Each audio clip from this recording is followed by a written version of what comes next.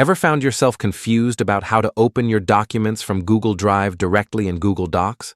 Whether you're working on a school project, a work report, or just your personal notes, this simple action can save you a lot of time. In this full 2025 guide, I'm going to walk you through every step so you can access, edit, and share your documents without any hassle. By the end of this video, you'll be opening files like a pro.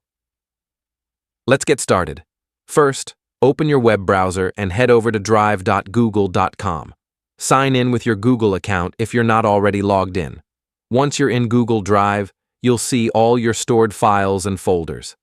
Now, here's the key step. Locate the document you want to open. It could be a Word file .docx, a PDF, or even a document you created earlier using Google Docs. Simply double-click on the file.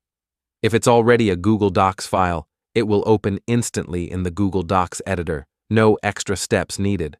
But what if it's a Word document or another format? No worries. At the top, you'll see an option that says Open With.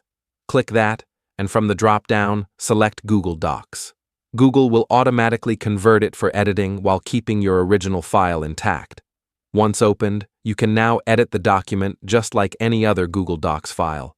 Add text, change formatting, insert images, and collaborate with others in real time. Don't forget to check the top left corner. Google Docs saves changes automatically, so you don't have to hit Save repeatedly. If you want this converted file to always open in Google Docs in the future, you can save it as a Google Docs format by clicking File Arrow Save as Google Docs. This ensures smoother editing and sharing. And that's it. In just a few clicks, you've opened and prepared your document for editing in Google Docs straight from Google Drive. So, that's how easy it is to open any document from your Google Drive in Google Docs in 2025. No more downloading and re-uploading, just a seamless workflow.